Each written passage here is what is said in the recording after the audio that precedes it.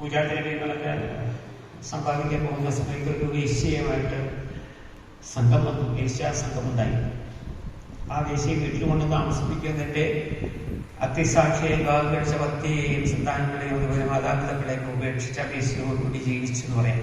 അവിടെ 10 പുത്രന്മാരുണ്ടായി. 10ാമത്തെ കുട്ടിക്ക് അദ്ദേഹത്തിന്റെ ഒരു ഭാഗ്യം നേരിട്ടല്ലേ, ഏതോ ഒരു സുഹൃത്തം കൊണ്ട് പേരിട്ടപ്പോ നാരായണൻ എന്നൊരു പേരിട്ടു. അത്രയും ഭാഗ്യം.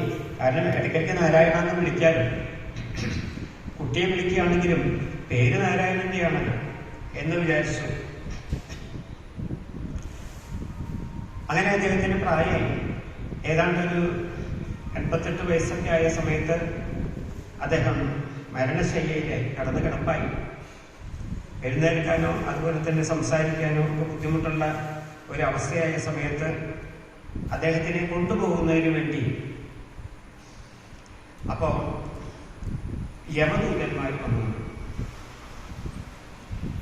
യമദൂതന്മാർ വന്ന സമയത്ത് 3 പേരാണ് അവർ വന്നത്.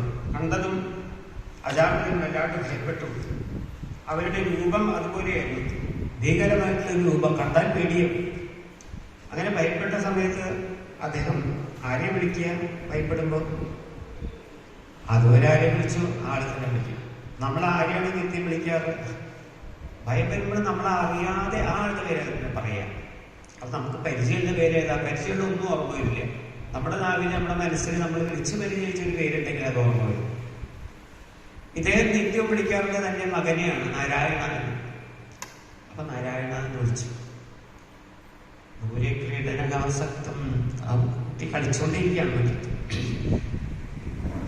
യമദൂതന്മാര് വന്ന് പേടിച്ച സമയത്ത് അദ്ദേഹം, ഇവരെ കണ്ടത് എനിക്ക് പേടിയാവുന്നു, നാരായണനും പേടിയാവൂ, എന്തിന് നാരായണൻ ഇങ്ങോട്ട് പോകുന്നുള്ളൂ എന്റെ അടുത്തേക്ക് എന്നത് പറയാനാണോ, എന്തിനു വേണ്ടിയിട്ടാണ് വിളിച്ചറിയില്ല.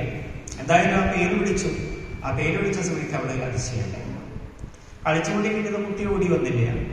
പക്ഷെ അവിടെയൊക്കെ കാണാത്ത 4 പേര് അവിടെ എത്തിച്ചേർന്നു. 4 ദിവ്യ ശരീരങ്ങളുടെ ശ്രീകൃഷ്ണ രൂപങ്ങളായിട്ട് 4 പേര് ഇതൊക്കെ വെച്ച് ശ്യാമസുന്ദരമായിട്ട് വർണ്ണത്തിൽ മന്ദഹാസത്തോടുകൂടി 4 കൈകളോടുകൂടി പിതാവിന്റെ കൊടുത്ത് ഭഗവാന്റെ പാർഷദന്മാരവിടെ എത്തിച്ചേർന്നു വൈകുണ്ഠത്തിൽ.